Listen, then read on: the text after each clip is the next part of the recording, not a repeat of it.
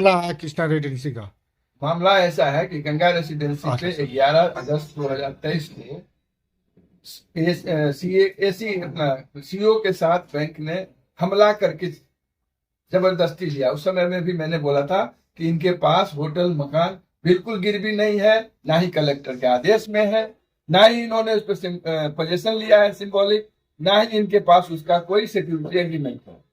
फिर भी जबरदस्ती 100 असामाजिक तत्व और 100 पुलिसमैन को लेकर के ये लोग अंदर घुस गए। हम वहां से चले गए क्योंकि खदे के भगा दिया गया, हर चीज को तोड़ फोड़ मचा के जैसे लूटपाट मचा दिया।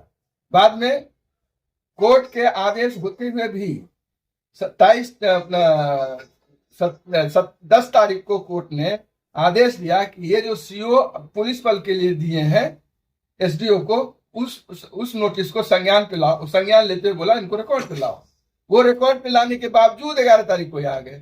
इनको हाई कोर्ट के किसी भी आदेश का कोई पास नहीं है, ना ही किसी हाई कोर्ट के आदेश में ये लिखा गया है कि मकान को ये बेच सकते हैं। 15/11/2010 में स्पष्ट लिख दिया था हाई कोर्ट ने कि आपके पास सिंबॉलिक पोजीशन जमीन का है, इसलिए सिर्फ जमीन बेचेंगे। आज भी दोबारा भी सिंबॉलिक पोजीशन जमीन का है।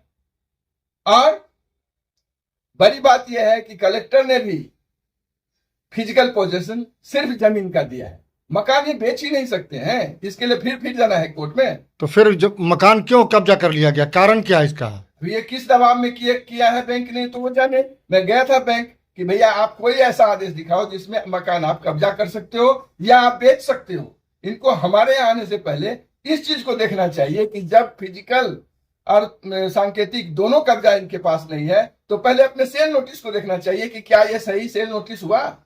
ऐसा ही सेल नोटिस 15/11/2010 में हाईकोर्ट ने स्थगित कर दिया था और इन्होंने माना था वहां यहाँ गलती हो गई जी, मकान नहीं है, फिर भी मैंने बेच दिया। तो हाईकोर्ट का उल्लंघन किया गया। हाईकोर्ट का उल्लंघन बार बार किया गया, चाहे वो न्यायिक अधिकारियों ने किया। न्यायिक दंडाधिकारी अगर अपने आदेश को हाईकोर्ट के संज्ञान के बावजूद पुलिस बल देता है और उस जगह पे आता है पोजीशन लेने के लिए जबरदस्ती, तो ये तो बहुत बड़ी मतलब जो दुर्भाग्य की बात है। न्यायिक दंडाधिकारी भी हाईकोर्ट के आपके आदेश का अवहेलना कर सकता है। अभी किनका कब्जा है उस पर? अभी बैंक ने बंद रखा है 6 महीने से, तोड़फोड़ भी मचा दिया है। क्या मालूम को किसी को कब्जा नहीं मिला है, बैंक नहीं रखा है। जब पूछता हूं तो बोलता है अग्रिम आदेश देने दीजिए। अग्रिम आदेश आने का कोई मतलब नहीं है। उनके पास अगर कोई आदेश हो जिसमें लिखा हो कि हाँ भाई आप अंदर रहेंगे और ये बाहर रहेंगे, लेकिन मेरे पास आदेश है 15/9/2014 का जिसमें स्पष्ट लिखा है कि जितने भी पक्षी हैं वो तब तक कुछ नहीं करेंगे जब तक इस सब केस का फाइनल नहीं हो जाता। किस बैंक का मामला है? ये सेंट्रल बैंक बेला का मामला है। कितना अमाउंट का मामला था? 1,35,00,000 लिया था, 57 लाख इनको मिल चुका है। बाकी के पैसे देने के लिए हाईकोर्ट ने ऑर्डर दिया था कि इनका इंस्टॉलमेंट चालू कीजिए या इनके साथ सेटल कीजिए। तो इनको कुछ नहीं करना था, इनको ऑक्शन ही करना था। ऑक्शन भी करो तो कोई जो सिस्टम है, जो आदेश है उसके हिसाब से करो। नहीं, ये मनमाना ढंग से सब काम किए हैं। पोजीशन भी मनमाना ढंग से। क्या इसमें लग रहा है कोई बड़ी कोई पहुंच वाले व्यक्ति का बिना दबाव के तो इतना बड़ा काम नहीं होगा। ये छोटा मोटा कोई दुकान तो नहीं था कि जा गए और सबको भगा के ले लिया। इसकी शिकायत जिलाधिकारी महोदय साहब ने किया? जिलाधिकारी ने दिया ही नहीं है कोई आदेश मकान का, ना ही होटल का। उस आदेश में तो स्पष्ट लिखा है जिलाधिकारी ने कि भैया ये मेरा आदेश 29/11 को जो अधो हस्ताक्षरी के द्वारा पारित आदेश है, ये हाई कोर्ट के 74, 40 एवं अन्य केसों के फलाफल के अनुरूप होगा। इसका अर्थ अगर ये होता कि चले जाओ तो ठीक है। जिलाधिकारी महोदय को आपने आवेदन दिया? जिलाधिकारी महोदय को क्या आवेदन?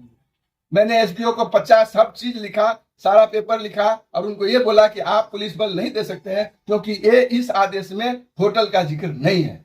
आप क्या चाहते हैं? मैं चाहता हूं कि बैंक या तो हमको वो दिखाए कि जिसके हिसाब से उसने ले लिया, जिस आदेश के हिसाब से, या नहीं तो मेरा होटल वापस करे। उसका जितना भी 6 महीने से नुकसान है वो, जितना तोड़ा है वो, और जो भी चीज मेरा मिसिंग है वो मैं कैलकुलेट करके दूंगा। वो पैसे के साथ मुझे वापस मिलना चाहिए। आगे क्या करेंगे आप? आगे कोर्ट में सुनवाई चल रही है भाई। जिस चीज का सुनवाई कोर्ट में उसी केस का चल रहा है। अच्छा। जिसका फलाफल लागू होना है, फिर आपने ये काम किया है तो बहुत गलत बात है। सुनवाई शुरू होने के बाद, और वो भी आपका सीओ का नोटिस को संज्ञान लेने के बाद, कोर्ट का आदेश होने के बाद 10 तारीख को 11 तारीख को आप आ गए। कितने दिन से अभी होटल बंद है? ये 11 अगस्त से बंद है। अपना परिचय दे दीजिए। मेरा नाम बालकृष्ण झा, मैनेजिंग डायरेक्टर हूँ माधवी होटल्स प्राइवेट लिमिटेड का, जिसका मालिक जो गंगा रेसिडेंसी का मालिक